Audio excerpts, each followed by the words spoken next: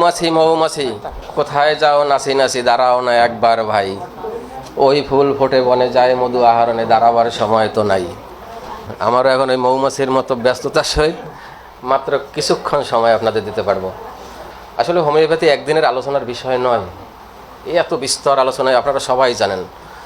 আর আমি কলেজে অধ্যাপনা করি, ঠিক আছে, ছাত্রদের পড়াই, কিন্তু আজকের এখানে এসে কিন্তু আমি এত সময় লাহাওলা পড়েছি, আল্লাহ ডাক্তারদের সামনে কী করে বলবো। আমাদের স্যার আছেন একজন, খালেক স্যার, একেবারে খুব সুন্দর করে শোনেন, তো বলতেই ভয় লাগছে আমার, কি বলবো। যাই খুব সংক্ষিপ্ত সময়ের ভিতরে আমরা বলবো সুভদ্রা ম্যাডামের একটা আলোচনার ভিতর থেকে একটা কথা দিয়ে আমরা শুরু করি। সেটা হলো, উনি বলেছেন হোমিওপ্যাথি সদৃশ বিধান। এই হোমিওপ্যাথি সদৃশ বিধানটা আসলে কি, এর ব্যাখ্যা আপনারা সবাই জানেন, আমরাও জানি। ওর সাথে আমি একটু সামান্য লিঙ্ক ঘটাতে চাই। সেই লিঙ্কটা হলো, আমরা ঔষধের সাদৃশ্য যে লক্ষণগুলো তুলি সেগুলো কোথা থেকে পেয়েছি? আমরা প্রুভিং থেকে যে পেয়েছি, প্রুভিংয়ের লক্ষণগুলো ম্যাটেরিয়ামেডিকের ভিতরে আসছে, ম্যাটেরিয়ামেডিকা থেকে আমরা কালেক্ট করে নিচ্ছি। কিন্তু এইটাকে যদি আরও রিয়াল জায়গায় আমরা যেতে চাই, আরও সেন্ট্রাল সেশনে যেতে চাই এবং আরও প্রাকৃতিক জায়গায় যেতে চাই, তুমি হোমিওপ্যাথি কতটা প্রাকৃতিক, কতটা ন্যাচারাল, এমন একটা আলোচনা আমরা আজকে একটুই করব। আপনাদের কাছে একটা শিট চলে গেছে, এরকম একটা রঙিন শিট দেখেছেন।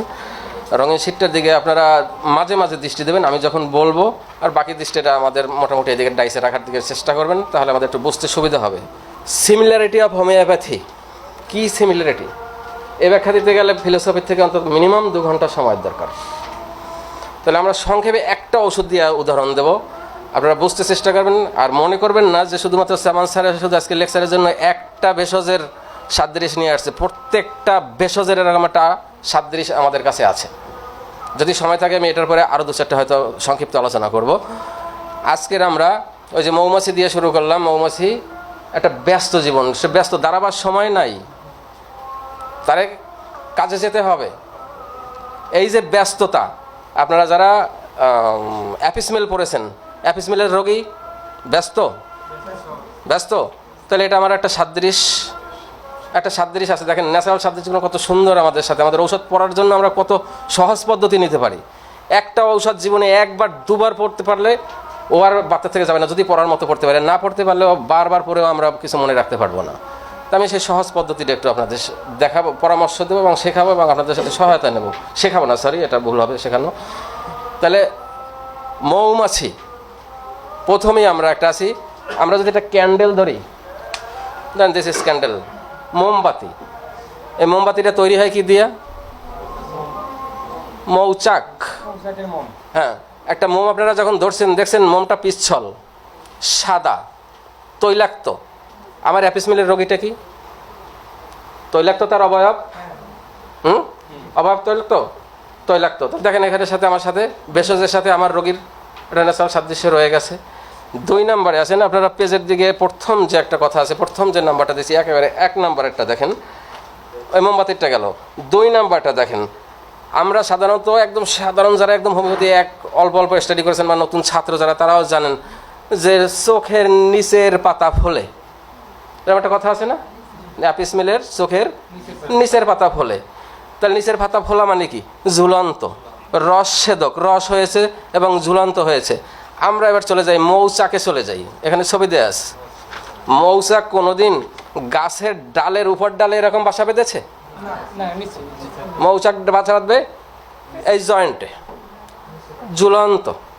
আমার অ্যাপিসমেলের যত রোগীগুলান আসবে সব দেখবেন রোগগুলান তার নিচের তলায় ঝুলন্ত। একটা প্রমাণ হলো চোখের নিচ ফোলা। ইউটেরাসে বা ওভারিতে যে সিস্টগুলান আছে আমাদের, দেখবেন যে সেগুলো ভিতরের না, সেগুলো নিচে, ওখানে প্যাথোলজিতে লেখা থাকে, নিচে ঝুলন্ত একটা পানির থলি থাকে। তাহলে আমার মৌচাকের বাসা ব্যালকনিতে নিচে নাকি ব্যালকনির উপরে বানায়? কখনো নিচে, নিচে বানায়।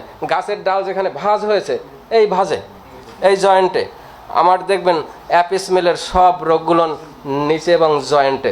পিছনের এই পিছনে চর্মরোগ হয়েছে এই বগলের পিছনে, এইখানে লুকাইত, ওইখানে লুকাইত, যেখানে লুকাইতে জায়গা আছে। অন্ডকোষের যে ফোলাটা হয় সেটাও একটা ঝুলন্ত জায়গায়, ঠিক আছে? তাহলে দেখেন প্রকৃতির সাথে আমার হোমিওপ্যাথির কতটা সাদৃশ্য হয়ে গেছে। এবার 3 নম্বরটা কি আছে দেখেন। 3 নম্বরটা আছে রস ছেদক, একটা মৌচাক দেয়া আছে। মৌচাকেরটা যদি ভাঙা হয়, ওর ভিতরে কি সব আঠালো রস রস ছেদক। বিপরীত সাইডের ছবিগুলো দেখেন, এখানে ইউটেরাস আছে, ব্রেস্ট ক্যান্সার আছে, চোখ ফুলানো আছে এবং একটা টেস্টিসের ছবি দেওয়া আছে। ঠিক এই ঝুলন্ত জায়গাগুলো নেই রস ছেদক ঘটায়। ওই মৌচাকে যেমন মৌমাছিগুলান কষ্ট করে সব মৌগুলান এনে ওখানে জমা করে, আমার রোগীরও ধাতুগত অবস্থাটায় সে ঠিক এই জায়গাগুলোর নিচে রস ছেদক ঘটায়। তারপরেরটা আছে কি আমাদের হুল ফোটায়। মৌমাছির সবচেয়ে বড় জায়গাটা হলো, মৌমাছির অ্যাপিসমেল পড়ার সবচেয়ে সহজ জায়গাটা হলো, আমরা বাঙালি মৌমাছির ওই যে আল বলি সংক্ষেপে, মৌমাছির আল খেয়েছি, অনেক মানুষ আছে। মৌমাছির আল খেলে কী কী শুরু হয়? প্রথম জায়গাটা ফোলে, রক্তাবা হয়, ভিতরে জলে, স্পর্শ করলে ব্যথা বৃদ্ধি হয় এবং ওখানে একটা জল সঞ্চার মতো হয়। এই আমার অ্যাপিসমেলের প্রত্যেকটা রোগীর এগুলো নিয়ে হলো তার কমপ্লিমেন্টারি সিমটম। একটা মৌমাছি হুল ফোটালে যে অবস্থাটা সৃষ্টি হবে, রোগী ঠিক সেই লক্ষণগুলো নিয়ে আপনার কাছে আমার কাছে হাজির হবে।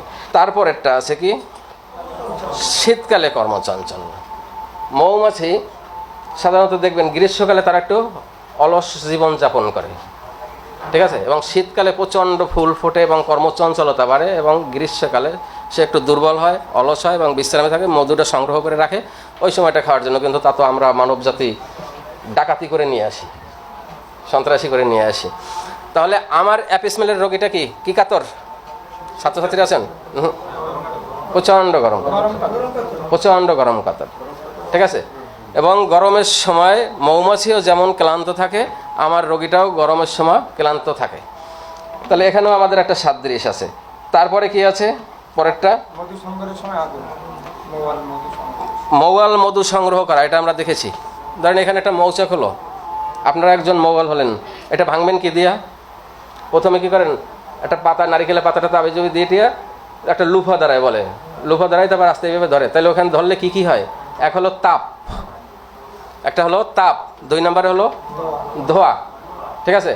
আমার অ্যাপিসমেলের রোগীটা সবসময় পড়বেন, আজকের মিলিয়ে দেখবেন প্রয়োজনে, যদি এগুলো ভুলে যান ইতিমধ্যেই, দেখবেন যে অ্যাপিসমেলের রোগীর সবচেয়ে গরম, অসহ্য গরম কাতর, গরম ঘর, গরম জায়গা, বদ্ধ জায়গা, সবচেয়ে হলো রান্নাঘর। রান্নাঘরে সবচেয়ে বেশি অসুস্থ হয় হলো আমাদের অ্যাপিসমেলের রোগী। তাহলে এখানেও আমার একটা ন্যাচারালিটি আছে, পার্থক্য আছে, একটা সাদৃশ্য আছে। আচ্ছা, তারপরেরটা কি আছে? আমি ডান দিকে অগ্রসর। মৌমাছির জীবনের চেয়ে এত সুন্দর সুশৃঙ্খল জীবন এবং এত নিয়ম নির্ভর জীবন আরও কোনো প্রাণীর ভিতরে আছে কিনা, এটা আমরা সবাই মনে হয় তুলনা করে দেখেছি যে মৌমাছির জীবনটা আসলে কত সুন্দর এবং কত ধাপে ধাপে ধাপে ধাপে কাজ করে। তাদের একজন রানী থাকবেন, 7 জন তার পাহারাদার এবং যৌনকর্মী থাকেন, 7 জন মানে স্বামী তার, এবং এক শ্রেণী থাকে কর্মী, আর এক শ্রেণী থাকে বাসার পাহারাদার, ঠিক আছে। এরকম বিভিন্ন বিভিন্ন পদ্ধতি আছে এদের ভিতরে সুশৃঙ্খল। এবং মৌমাছি যখন বাসা বানায়, আপনারা আজকে সার্চ দিয়ে দেখবেন নেটে বা অন্য জায়গা থেকে দেখবেন, মৌমাছি বাসা বানানো শুরু করে ডান দিক থেকে, বাম দিক থেকে শুরু করে আস্তে আস্তে ডান দিকে যায়। ধরেন এখান থেকে শুরু করে আস্তে আস্তে বাসা এইদিকে বানতে বানতে বানতে বানতে এদিক থেকে যাবে। এবং একটা মৌমাছি যে তার যে কেমিক্যালসটা নিয়ে এসে বাসাটা বাঁধার পরে বিশৃঙ্খলভাবে উড়ে যায় না, যে যেখান থেকে পারো ঢোকো, যে যেখান থেকে যাও দেখে যাও। তার মানে সে ডান দিক থেকে ঢোকে, বাম দিক থেকে বের হয়ে চলে যায়। কিসের জন্য? ওই উড়ন্ত তুমি আসছো আর আমিও যাই, যেন ঠোকাঠুকি না লাগে, এই জন্য সুশৃঙ্খল। আমার অ্যাপিসমেলের রোগীর সমস্ত রোগ আক্রমণ কোন পাশে? যারা টাকা ডান সাইডে, ডান সাইডে দেখেন তার ন্যাচারাল প্রকৃতির সাথে আমার হোমিওপ্যাথি কতটা সাদৃশ্য হতে হবে। প্রত্যেকটা জিনিসের সাথে আমার প্রত্যেকটা ভেষজ, যে ভেষজটা ধরবেন, যে শুধু এই অ্যাপিসমেল না, আপনি আসেন, যদি আমি সময় পারবো নেট টাইমের বলবো বা অ্যাপিসমেল বলবো, প্রত্যেকটা মেডিসিনের সাথে আমাদের এরকম সাদৃশ্য রয়ে গেছে। তাহলে আমার পরবর্তীটা কি আছে আপনারা একটু বলেন, যে কেউ সামনে থেকে? সংঘবদ্ধভাবে থাকে মৌমাছি। দেখেন একটা বাসায় 20,000-এর মতো থাকে, ভালো বাসায় প্রথমে আস্তে আস্তে শুরু হয়ে তার সর্বোচ্চ একটা 20,000-এর মতো সদস্য নিয়ে একটা পরিবার গঠন করে। এর ভিতর থেকে ওদের আবার বিভিন্ন দলে দলে গ্রুপ গ্রুপ ভাগ করা আছে, ঠিক আছে। তার মানে একটা গ্যাং, ওদের ভিতরে বিভিন্ন গ্যাং আছে। ইদানিং আমাদের সমাজের ভিতরে দেখবেন কিশোর গ্যাং বলতে একটা গ্যাং আছে। এক ধরনের ছেলেবান, উঠতি বয়সী ছেলেবান, সব টেনিজের ছেলেবান, একত্রে 15-20 জন যাচ্ছে, বিভিন্ন ধরনের অকারেন্স ঘটাচ্ছে, ঠিক আছে। আমাদের মৌমাছির রানী মাঝে মাঝে মারা যায় বা হত্যা হয়, আপনারা কি জানেন? এটা গ্যাং রেপ বলা হয়, গ্যাং রেপ। তার মানে ওদের ভিতরে তো অসংখ্য পুরুষ, মাত্র 7 জনকে বাছাই করে নিয়ে গেল রানী, বাকিগুলোনের কি সেক্স কি অমিট হয়ে গেছে? মাঝে মাঝে তারা নিজেরা একটা গ্যাং তৈরি করে ওই রানীর উপরে আক্রমণ করে মারে। দেখেন এখানে ছবি দেওয়া আছে, একটা মৌমাছিকে কয়েকটা মৌমাছিতে একত্রে গ্যাং রেপ করে মেরে ফেলে, এবং এই গ্যাং রেপ করার মারার পরে কিন্তু আরেকটা ঘটনা, সেটা আমরা পরে আসতেছি। তা আমাদের এই যে গ্যাং রেপিস্টরা এখন আছে আমাদের সমাজে, এদের চরিত্রের যে আচরণগুলো রাস্তাঘাটে যেগুলো করেন, আমার অ্যাপিস মিলের সাথে আপনারা মিলাবেন। এটা আমাদের নতুন একটা সংযোজন মিলানোর জন্য, এটা কিন্তু অবশ্যই কোথা থেকে আমি জাস্ট একটা তুলনা করেছি যে এত সাদৃশ্য যখন আছে, তাহলে গ্যাং রেপ তো ছিল না আমার সেই হ্যানিম্যানের আমলে, তো ওই সময় এই পরিবেশ ছিল না। এখন যখন আসছে, তাহলে আমাদের হোমিওপ্যাথিকে আর একটু আধুনিকরণ করে আমরা চিন্তা করতে পারি কিনা, এই জন্য এটা আপনাদের জন্য ছেড়ে দিলাম বিচারের জন্য। আপনারা এগুলো খেয়াল করার চেষ্টা করবেন, যারা এরকম গ্যাং রেপিস্ট বা গ্যাং তৈরি করে বা কিশোর গ্যাংয়ের সদস্য, এদের অ্যাপিসিমিলের রোগী আছে কিনা এটা দেখার জন্য আপনাদের কাছে অনুরোধ থাকলো। তারপর একটা কি আছে, অতি সতর্ক এবং চঞ্চল মৌমাছি। দেখছেন একটু নাড়া দিয়ে বা একটু ফু দিয়ে বা একটা কাঠি দিয়ে নাড়া দিয়ে কি সতর্ক হয়ে থাকে। আমাদের আজকের আবার অ্যাপিসমেলটা পড়ে দেখবেন, তার সেন্ট্রাল সেনসেশন হলো সে সবসময় সতর্ক। আচ্ছা, সেন্ট্রাল সেনসেশনের কথাটা যদি আমি সময় পাই একটু মনে করে দেবেন, আমি সেন্ট্রাল সেনসেশন সম্পর্কে একটা বক্তৃতা দেবো। আচ্ছা, তারপরেটা কি আছে, বেশি পানি পান করে না। মৌমাছি আমরা দেখি প্রায় পানিতে পড়ে মারা যায়, ঠিক আছে, কিন্তু যায় মূলত পানি পানের জন্য না। মৌমাছির জীবন স্টাডি করে দেখবেন, সে হলো পানিতে গোসল করতে পছন্দ করে, পানিতে ভিজতে পছন্দ করে। যেন বৃষ্টি আসলে প্রথম বা বাতাস লাগলে দেখবেন সব বাসায় মৌচাকে যদি কেউ দেখেন কাছাকাছি বাসা থেকে দেখবেন মৌমাছিগুলো বাতাস আসলে বা ফু দিলে আস্তে পাখাটা মেলে ধরে এভাবে। বৃষ্টি আসলে প্রথম পাখাটা এরকম মেলে ধরে। শীতের সময় কিন্তু একদম চুপসে থাকে, ঠিক আছে, কিসের জন্য? তার মানে ঠান্ডা চাই, ঠান্ডা চাই। আমার অ্যাপিসমেল যেহেতু প্রচণ্ড গরম কাতর, দেখবেন সে ঠান্ডা পানিতে গোসল পছন্দের ভিতরে প্রথম সারির রেপার্টারি করে দেখবেন যে প্রথম সারির মেডিসিন হলো আমার অ্যাপিসমেল, গোসল পছন্দ করে, ঠিক আছে। তারপর এটা কি আছে, সাপ্লিমেন্টারি ফুড, আশ্চর্য হবেন, ঠিক আছে। এবার আবার একটু গোড়ার দিকে যেতে হয়, সেটা হলো যখন গ্যাং রেপে রানী মারা যান অথবা কোনো অসুস্থ হয়ে মারা যান, বা উনি বাসে, রানী বাসে হলো, মৌমাছির রানী বাসে হলো 5 বছর, 5 বছর পরে যদি মারা যায় হঠাৎ করে, তখন ওই যে 7 জন স্বামী থাকে তারা চিন্তিত হয়ে যায় যে এই নেতৃত্ব দেবে কে। আপনারা তো জানেন যে মৌমাছির বাসার নেতৃত্ব দেয় হলো রানী, রানী, ঠিক আছে। যখন মারা যায় তখন কি করা হয়, তখন ওই সদ্য প্রস্ফুটিত যে আরেকটা মহিলা, ওকে এক ধরনের খাবার দেওয়া হয়, নাম হলো রয়্যাল ফুড। আজকের নেটে সার্চ দিবেন রয়্যাল ফুড। ওই মৌমাছি চেনে, এই মৌমাছি সেই রয়্যাল ফুড তুলে আনে, এই বাচ্চাটাকে দ্রুত দেয়, দেওয়ার সাথে সাথে বাচ্চা খুব দ্রুত বড় হয়ে যায়, হাইব্রিডের মতো বড় হয়ে যায়, ঠিক আছে। এই কেমিক্যালসটা দিয়া, এইটা দিয়া মানে অ্যালকোহলয়েড দিয়া বিশ্বের এখন বিশেষ করে চায়না এবং অন্যান্য রাষ্ট্রগুলো, উন্নত রাষ্ট্রগুলো এখন আমাদের জন্য বিভিন্ন ধরনের সাপ্লিমেন্টারি ফুড দিচ্ছে। আপনারা জানেন এখন ডাক্তাররা খুব বেশি বেশি পরিমাণ সাপ্লিমেন্টারি ফুড দেয় স্বাস্থ্য ঠিক রাখার জন্য। আমি এখানে 3টে ছবি দিয়েছি, এগুলোর নাম দেখে আপনারা আজকের সার্চ দেবেন কী দিয়ে তৈরি হয়, কী কী কাজে লাগে, তাহলে আপনাদের অ্যাপিসমেল সম্পর্কে ধারণা হয়ে যাবে, এবং অ্যাপিসমেল যে কত গভীর ক্রিয় মেডিসিন এবং কত বড় মেডিসিন এটা সম্পর্কে আপনাদের একটা আইডিয়া হয়ে যাবে। তারপরে কি আছে, 7 জন যৌন সঙ্গী, হ্যাঁ, রানী মৌমাছি 7 জন যৌন সঙ্গী ছাড়া অন্যান্য প্রেম বঞ্চনা, সেক্স বঞ্চনা। হ্যাঁ, আচ্ছা, এরপরেরটা সর্বশেষ হলো, আপনারা কি অধৈর্য হয়ে যাচ্ছেন? যে ওষুধ অ্যাপিসমেল পড়া, সে ফার্স্ট ইয়ারে পড়েছি, এখন আবার এই বুড়ো বয়সে স্যার পড়াইতে আসছে অ্যাপিসমেল, এটা ভাবেন না। তাহলে আমরা অল্প একটু গান গেয়ে যাই। চন্দন পালঙ্কে শুয়ে একা একা কবে, আমার গলা ভালো না, গলা ভালো না, ঠিক আছে। চন্দন পালঙ্কে শুয়ে একা একা কি হবে, জীবনে তোমায় যদি পেলাম না। আবার আমাদের একটা বাংলাদেশি গান, গানটা খুব সৌজন্য না, তারপরও স্বার্থের জন্য একটু বলি। বুকটা ফাটতে যায় বন্ধু যখন বউ লইয়া আমার বাড়ির সামনে দিয়া রঙ্গ করে হাইটে যায়, বুকটা ফাইটে যায়। কিসের জন্য বুক ফাটে?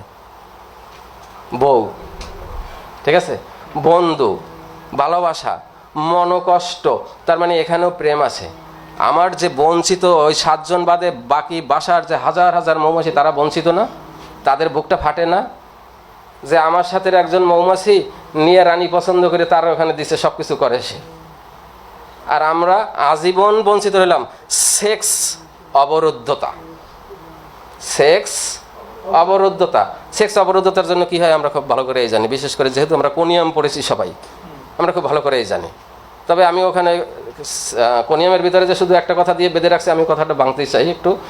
ওখানে বলা আছে শুধুমাত্র যে বিধবাদের ঔষধ, অধিকাংশ বই আপনারা পড়েছেন যে কোনিয়াম একটি বিধবাদের ঔষধ। আমি এখানে সীমাবদ্ধ থাকতে চাই না, কারণ বিধবা কী করেছে? বিধবার স্বামী চলে গেছে যেন কি মহাভারত অশুদ্ধ হয়ে গেছে নাকি? আসলে বিধবা দোষ করে নাই, দোষ হলো সেক্স অমিট, সমস্যাটা তার সেখানে। আর সেক্স অমিট বিধবা ছাড়াও তো হতে পারে। ইদানিং বিয়ে হচ্ছে না, অনেক বয়সে দেরিতে বিয়ে হচ্ছে, বা টোটালি কুমারী রয়ে গেছে, বিয়ে হয় না, তারাও একই ঘটনা করছে না? স্বামী আছে বিদেশে রয়েছে, তারই একই ঘটনা করছে না? স্বামী আছে বিছানেই থাকে কিন্তু ইম্পর্টেন্সিতে ভোগে, দজভঙ্গতে ভোগে, একই ঘটনা হচ্ছে না? আরও বেশি ঘটনা হচ্ছে না? তাহলে মূল ঘটনাটা হবে বিধবাদের ঔষধ না, সেক্স অমিট। এবং সেক্স অমিট হলে কি কি হয় সমস্যা আমাদের নার্ভের, ব্রেনের, শরীরের টোটাল যে কীগুলো হয় এগুলো আপনারা মোটামুটি দেখে নেবেন। তাহলে এই হ্যাঁ স্ট্রোক এবং স্নায়ু, হ্যাঁ এটা, তাহলে বিভিন্ন ধরনের আমাদের রোগ সৃষ্টি হতে পারে। আমার যে এই মৌমাছি যারা বঞ্চিত হলো, সেক্স বঞ্চিত হলো, তাদের কিন্তু এক ধরনের রোগ হয়, বিশেষ করে সেন্সেশনে আঘাত করে, যেটা সেইখানে কি হয়, ঈর্ষা কাতর হয়, হিংসা কাতর হয়, রাগী হয়, পরশ্রী কাতর হয়। আমার প্রত্যেকটা লক্ষণ আমার অ্যাপিসের ভিতরে আছে আছে তাহলে দেখেন আমরা ন্যাচারালি কীভাবে ঔষধ হোমিওপ্যাথিরে আমরা এই করতে পারি, ঠিক আছে। আর আপনাদের সংক্ষিপ্ত বক্তব্য দিয়েছি, মানে সংক্ষিপ্ত একটা লেকচার দিয়েছি সাদৃশ্য বিধানের সাথে। অ্যাপিসমেলের ভিতরে, মধুর ভিতরে যে অ্যালকোলয়েডগুলো আছে সেগুলো সম্পর্কে বলতে গেলে 3 দিন লাগবে একত্রে। তার ভিতরে যে অ্যালকোলয়েড, যৌগক্ষার বা কেমিক্যালসগুলো আছে, সেই কেমিক্যালস দিয়ে যে অ্যালোপ্যাথি কী কী ঔষধ তৈরি হয় প্রত্যেকটা নাম আছে আমার কাছে। তাহলে অ্যালোপ্যাথি হোমিওপ্যাথি আমরা খুব বেশি দূরে না, একই জায়গায় একই পদ্ধতিতে প্রায় কাছাকাছি, কিন্তু আমরা কেমন একটা রেশারেশিতে পড়ে গেছি, ওইটা অ্যালোপ্যাথি ওইটা হোমিওপ্যাথি। মাত্রার এবং পোটেন্ডাইজেস থেকে আমরা আলাদা হয়ে গেছি, উন্নত হয়ে গেছি, পার্থক্যটা লাগে। কিন্তু তাদের যে কেমিক্যালসগুলো আসে, পরে দেখবেন ক্যামোমাইল যে ফুল, আপনারা আজকের সার্চ দেবেন নেটে, 120টা রাসায়নিক কেমিক্যালস আছে ক্যামোমাইল ফুলের ভিতরে, 120টা। আল্লাহ তাআলা এমন কাজ করেছে। ক্যামোমিলা তো আগাছা, কৃষকের ক্ষেতে এক ধরনের আগাছা, এই আগাছার ভিতরে 120টা কেমিক্যালস দিয়েছেন আল্লাহ তাআলা। এবং সে দিয়ে আমাদের সেন্ট থেকে আরম্ভ করে বিভিন্ন ধরনের ঔষধ, যে কত রকমের ঔষধ তৈরি হয়, অন্তত 40 থেকে 50 জাতের ঔষধ তৈরি হয়, শুধুমাত্র অ্যালোপ্যাথি ঔষধ তৈরি হয় এই ক্যামোমাইল ফুলের উপখাটটা নিয়ে। আমরা সরাসরি ফুলটা নিচ্ছি, ওরা ওখান থেকে অ্যালকোলয়েডটা ভাগ করে নিয়ে ঔষধটা বানাচ্ছে। পার্থক্য হলেই, ঠিক আছে। নেট্রামিউর, যে স্যার এটা তো মৌমাছির দেখে দেখে আপনি শিখে ফেলাইছেন, নেট্রামিউর হিসেবে ও তো পানি, এত লবণ, দেখতে পারলে বা শুকতে পারলে বা একটু চিন্তা করলে আপনারাও পেয়ে যাবেন। নেট্রামিউর কি দিয়ে তৈরি হয়? লবণ। লবণ কোথা থেকে তৈরি হয়? সমুদ্রের পানি। এই সমুদ্রের পানি কি স্বাধীন না কোনো বদ্ধ, যে আমি ভারতে যাব না, বার্মার ওদিকে যাব না, বাংলাদেশে বঙ্গোপসাগরে থাকতে হবে? স্বাধীন না, সমস্ত জায়গায় ঘুরে বেড়ায়। আমার নেট্রামিউরের কি আগাপাদ্য করে থাকতে না বাইরে পছন্দ করে ঘুরতে? এটা পছন্দ করে। নেট্রামিউরের যখন ওই লবণ কোনো একটা জায়গায় ফার্মে ধরা পড়ে গেল, কক্সবাজারে ফার্মে ধরা পড়ে, তার মানে কি আটক হলো, পানিটা লবণটা আটক হলো, আটক হয়ে কি হলো, আমার বয়েম পর্যন্ত চলে আসলো। তো এক সময় ছিল তুমি পানি, আজকের হয়েছ লবণ, তার মানে দ্বিচরিত্র, দ্বৈত, বায়োপোলার মেডিসিন। তার মানে যে মেডিসিনের ডিমেরও দুই বিপরীত লক্ষণ সৃষ্টি হয়, এটাকে বায়োপোলার মেডিসিন বলা হয়। তাহলে লবণ একসময় ছিল পানি, তার মানে তুমি একসময় জলীয় অবস্থায় ছিলা, এখন কঠিন অবস্থায় চলে আসছো। নেট্রামিউরে দেখবেন প্রায় জায়গায় তার দ্বৈত একটা সমস্যা আছে, দ্বৈত সমস্যা আছে। এবার এই লবণটাই যদি আমরা রৌদ্রে রেখে দেই, রৌদ্রে রেখে কি হবে? শুকনো, ঝরঝরা, টনটনা, ঝুরঝুরা, যা বলি না কেন আমরা, হবে হবে। আবার এই লবণটাই যদি বর্ষাকালে আমরা এই জানলাটা খোলা দিয়ে এখানে পেলাটা রেখে দিই, গলে পানি হয়ে যাবে? যাবে। তাহলে আগে রৌদ্র লাগলে সে সহ্য করতে পারলো না, অন্যরকম একটা চরিত্র ধারণ করলো। আমার নেট্রামিউরের রোগী কি রৌদ্র সহ্য করতে পারে না? ছাতা থাকে সবসময়, রৌদ্র লাগলে কি হয়? প্রত্যেকটা রোগ বেড়ে যায়, বিশেষ করে মাথা যন্ত্রণা, রৌদ্রে লাগাতেই পারে না। আবার নেট্রামিউরের সর্দি প্রবণতা আছে, সর্দি প্রবণতা আছে। সমুদ্রের জল, আবহাওয়া বা নদীর পানি লাগলেই সাথে সাথে সর্দি লাগে, তাহলে দ্বিচরিত্র হলো। তুমি রৌদ্রও লাগাইতে পারো না, আবার ঠান্ডা বাতাসও লাগাতে পারো না, দুরকম ঘটনা ঘটে যায়। তাহলে নেট্টামিউরের ভিতরের প্রত্যেকটা লক্ষণও আমার ওই নেট্টামিউরের যা চরিত্র, ভেষজের যা চরিত্র, আমার মেডিসিনের সেই চরিত্র, আমার রোগীরও সেই চরিত্র। শুধুমাত্র আমরা ভেষজটা পড়ি না, যে ঔষধটা কী হয়েছে, বহু ডাক্তাররা আছি আমরা ঔষধ ব্যবহার করে। যেমন গত পরশুদিন আমার চেম্বার মানে 3-4 জনই সাক্ষী আছেন এখানে। গত পরশুদিন কি একটা মেডিসিনের mother tincture hypericum mother tincture accounts খেয়ে তারপর এখানে আসছে। গত মাসের একটা রোগী আছে কোনিয়াম মাদার টিংচার, যশোরের এই লাইনের রোগী, কোনিয়াম অ্যাকাউন্টস মাদার টিংচার ওষুধ খেয়ে আসছেন। আপনারা যদি সক্রেটিসের গল্পটা পড়তাম, হেমলকের গল্পটা পড়তাম, হেমলক বিষের গল্পটা পড়তাম, তাহলে সম্ভবত এই কাজে আমরা হাত দিতাম না। তাহলে আমার ঔষধ পড়তে গেলে আমি নিজে প্রেসক্রিপশন পেয়েছি, পেয়েছি যে আপনি তো হোমিওপ্যাথি কলেজে চাকরি করেন, ভালো ভালো ফার্মেসির সাথে পড়েছে, আমার 1 নম্বর ঔষধটা এনে দেবেন, আমাদের তো বেজাল দিতে পারে। তার মানে মরার ফন্দিটা কি, ল্যাকেসিস অ্যাকাউন্টস 10 ফোঁটা করে 4 বার প্রেসক্রিপশন দেখবেন আছে আমার কাছে। ঠিক আছে, কিসের জন্য? ভেষজ। আমরা ভেষজ সম্পর্কে কিছু জানতে চেষ্টা করি না। কোথা থেকে ঔষধ এসে, কার মাধ্যমে এসে, কে প্রুভিং করছে, এগুলো আমাদের চিন্তার বিষয় না। কি রোগ কয়টা সারে দফাদফ করে সেই কয়টা আমরা পড়তে চাই। সেন্ট্রাল সেন্সেশনে যাই না, মাইন্ড সেন্সেশনে যাই না।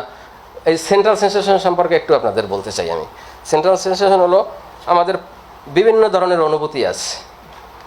ঠিক আছে, কি জামান স্যার রাগী,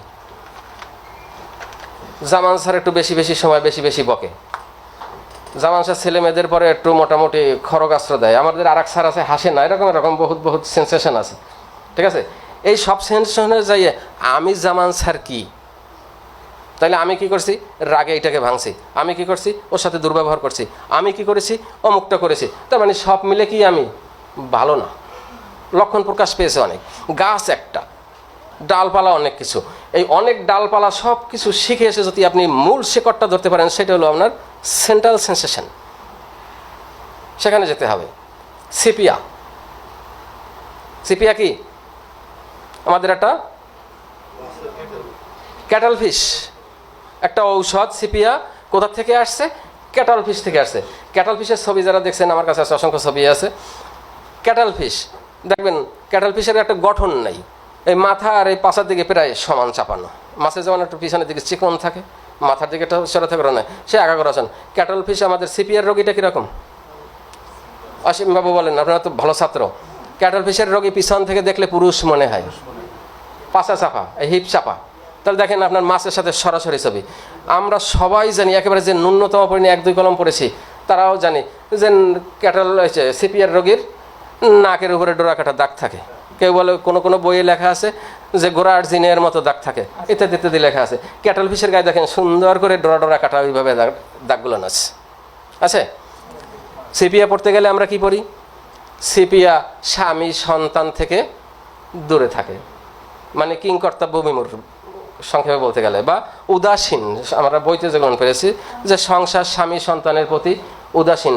আপনি আজকেরই সার্চ দেন বা পড়েন, ক্যাটল ফিশের জীবনী পড়েন। ক্যাটল ফিশ সন্তান নিতে চায় না, পুরুষ থেকে আলাদা থাকে, একারা ঘুরে বেড়ায়।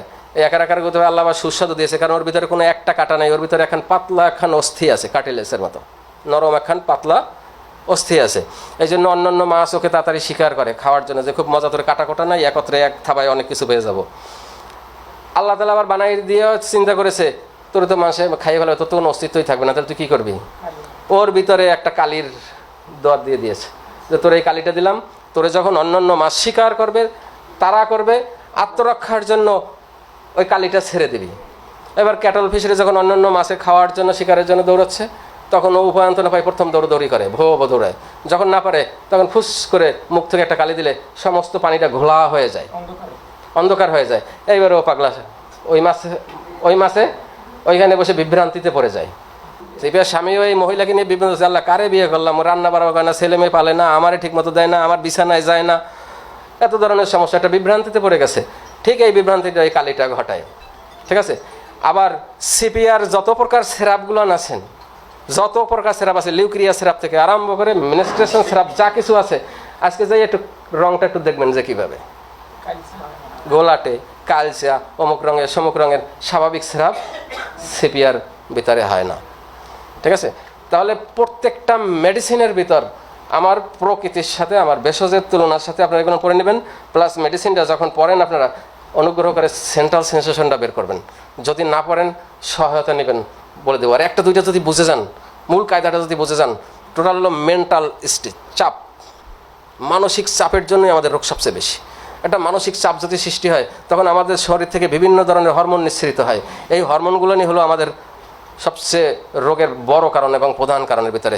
আর ওই যে কারণটা কয় বা এই হরমোনগুলো কয়, এই হরমোনগুলোকে ইন্ধন দেয় হলো পিছনের শত্রু, ছোরা, সিফিলিস, সাইকোসিস, টিউবারকুলার, স্ক্রোফুলা, এই সমস্ত জিনিসরা এরা সবসময় ইন্ধন দিতে থাকে, আরও আগামী দিতে থাকে। ঠিক আছে, এই লোক একটা কথা বলেছিলেন মায়াজম, হালকা একটু বলেন। মায়াজম সম্পর্কে আজকের কিছু বলার নেই, তাতে হবে কি, কারণ এই যা বলেছি এটাই ফাঁকে গেছে। আপনারা অ্যাপিসমেল কিছু পড়াইতে পারলেন না, জাস্ট আমি একটা তুলনা দিয়েছি। অ্যাপিসমেল কিন্তু আমি পড়াই নাই, পড়ানোর মতো নাই আমার এই পরিবেশ নেই, সবই ডাক্তার। জাস্ট একটা পদ্ধতি বা একটা জায়গা চিহ্নিত করে আমরা আর একটু আগাতে পারি এই জন্য। আর মায়াজম সম্পর্কে হচ্ছে, মায়াজম সম্পর্কে এত সংক্ষিপ্ত সময় বললে সেটা হবে বিড়ম্বনা, কারণ যে আলোচনা শেষ পর্যন্ত যে কনক্লুশনে কিছু না দেওয়া যাবে সেটা নিশ্চিত একটা বিড়ম্বনা হবে। অতএব যদি এর পরবর্তীতে কোনো এরকম অনুষ্ঠান হয় বা এরকম যদি একটা সুযোগ পাই আমরা বা সুযোগ সৃষ্টি হয়, তাহলে আমরা আবার বসবো। কারণ মায়াজামের আলোচনা মিনিমাম 4 থেকে 5 ঘন্টা একটানা না বললে মোটামুটি একটা কনক্লুশনে আসা যায় না, এলোমেলো হয়ে যাবে। আর আপনারা যদি রাজি থাকেন সবাই, এখানে সবাই সবার মুখ চেনা, সবার আমাদের সাথে পরিচয় আছে বা পরিচিত আমরা। যদি এরকম মনে হয় যে না আমাদের আলোচনা প্রয়োজন বা মাঝে মাঝে এরকম বসা প্রয়োজন, হোমিওপ্যাথির আরও গভীরভাবে, হোমিওপ্যাথিকে বৈজ্ঞানিকভাবে পড়া। আমরা কিন্তু হোমিওপ্যাথিতে দেখেন এখনও আসি এলোমেলোভাবে, এখনও ওই অধিকাংশ আমরা ভয় পাই, ডাইনে ঘুমাতে পারে না, বামে ঘুমাতে পারে না, এগুলোর ব্যাখ্যা আছে, বৈজ্ঞানিক ব্যাখ্যা আছে, আমরা সেই বৈজ্ঞানিক ব্যাখ্যা দ্বারা প্রতিষ্ঠিত করতে পারি নাই। জাস্ট আমরা ওজা ফকিরের মতো এলোমেলো মতো কোনো ধরনের পড়ে যাচ্ছে, তুমি উড়ে যাও, পড়ে যাও, ভূতের স্বপ্ন দেখো, অমুক দেখো। কারণ কি? সে কারণটা কিন্তু অবশ্যই সায়েন্টিফিক, ঠিক আছে? এবং সেই সায়েন্টিফিক কাজটা হলে আপনার মনোস্তরের, আমার মনের ভিতরে আলমারি আছে, একটা মন, একটা আলমারি, বিশাল একটা জগৎ। এই যে সুভদ্রা ম্যাডাম বলে গেল যে দেহ কিছুই না, দেহ আসলেই কিছু না, ঠিক আছে? আপনারা একটা লক্ষণ শিখবেন সবসময়, রোগী যে কথাটার পিছনে আমার দিয়ে বলবে, স্যার আমার হাঁটুতে ব্যথা, স্যার আমার মাথা ব্যথা, স্যার আমার মিনিস্ট্রেশন ঠিক হয় না, স্যার আমার তলপেটে ব্যথা, স্যার আমার পা চাবায়, আমার লক্ষণ আমার 3টা অক্ষর আছে। এই লক্ষণগুলোর মূল্য কম, কিন্তু দুঃখের বিষয় এইগুলোরই আমরা সম্বল করি। যে লক্ষণের পিছনে আমি থাকবে, তার মানে আমি কে? আমার দেহটা হলো একটা রাষ্ট্র, এর আবার প্রদেশ আছে, লিভার একটা প্রদেশ, অমুক একটা প্রদেশ, যেমন সাতক্ষীরা জেলা, অমুক জেলা, বাগেরহাট জেলা, ঈশ্বর জেলা, বিভিন্ন জেলা দিয়ে একটা টোটাল বাংলাদেশ। বাংলাদেশের ভিতরে একজন চালক আছেন, প্রধানমন্ত্রী, আমার ভিতরে একজন আমি আছি, ঠিক আছে? তো যে লক্ষণটার পিছনে আমি থাকবে, স্যার আমি ভালো নেই, স্যার আমি সুস্থ না, এই লক্ষণগুলোকে জানেন, আমি কে চেনেন, এই আমিকে চিনতে পারলে আপনি টোটাল সেন্ট্রাল সেন্সেশনের মানে আমার জিনিসটা কিছু না। আজকে জামান স্যার যদি ঠিক এই মুহূর্তে স্ট্রোক করে, এইখানে আমি পড়ে যাই, তাহলে আমার ভিতর থেকে কি চলে গেল? একটা শক্তি, ভাইটাল ফোর্স হোক, যে কোনো একটা শক্তি চলে গেল আমার। এই ভাইটাল ফোর্স সম্পর্কে বিশাল বর্ণনা আছে। ভাইটাল ফোর্সের উৎপত্তি কী, ভাইটাল ফোর্সের কাজ কী, কার কার সহায়তায় ভাইটাল ফোর্স হয়, ঠিক আছে? এরও একটা বিশাল লেকচার আছে। আচ্ছা যাই হোক, আমি যদি এখান থেকে পড়ে যাই, এখন আমি পড়ে যাওয়ার পড়বো নাকি, জহিরুল তুমি আমার ছাত্র ছিলে, এখন কলেজের প্রফেসর হয়ে গেছো, তুমি আমাকে একটু উঠে টেবিলে পরে শোয়াইয়ে দাও, বলতে পারবো? পারবো না, কারণ আমি সরে গেছে।